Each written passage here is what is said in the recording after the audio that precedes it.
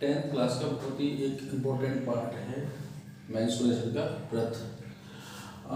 व्रत को इंग्लिश में बोलते हैं सर्कल। आजकल सभी चीज़ों का इंग्लिश नाम तो याद होना चाहिए। अब सबसे पहले हम बताते हैं व्रत क्या होता है। व्रत में एक्चुअली क्या है, हम लोग प्रैक्टिकल में गांव में बहुत सारी चीज़ें ऐसी देखी हैं हमने जो व्रत की शेप में होती हैं। गाँव में पहले हम लोग बचपन में जब चकबंदा चलाते थे, चकबंदा बोलते हैं, एक सर्कुलर शेप का होता है।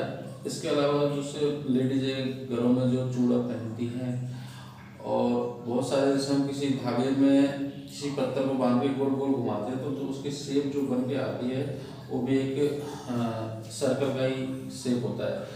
जैसे साइकिल, मोटरसाइकिल, जो व्हीकल्स के टायर होते हैं उनकी शेप भी एक तरीके से व्रत की ही शेप होती है। तो व्रत होता क्या है, सबसे पहले ये समझना है व्रत की डेफिनेशन क्या है, कैसे व्रत बनता है।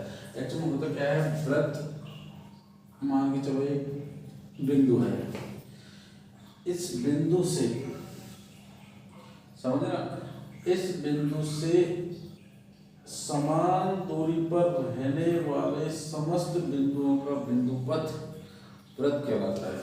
अब समान दूरी पर यानी कि इस बिंदु से जितनी भी इधर डॉटेड जितने भी पॉइंट हैं, अनंत पॉइंट हैं, इनका कोई वो नहीं है, अनंत पॉइंट है।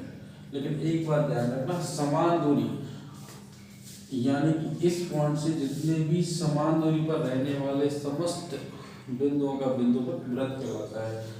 तो ये क्या होता है, एक तरीके से समस्त बिंदुओं को मिला दिया जाए तो समझ में आया। समस्त बिंदुओं को जो ये समान दूरी होती है,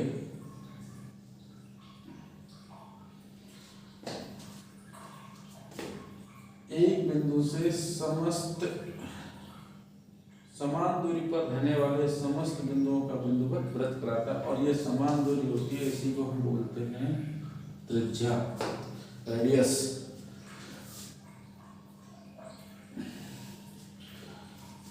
अब होता क्या है, इसके बहुत सारी प्रॉपर्टीज होती हैं जो हमको समझनी होती है। हम एक एक करके समस्त जिसकी भी इसकी जितनी भी प्रॉपर्टी है सबको समझेंगे। तो सबसे पहले इसकी डेफिनेशन समझ में आनी चाहिए, यही इसकी डेफिनेशन है।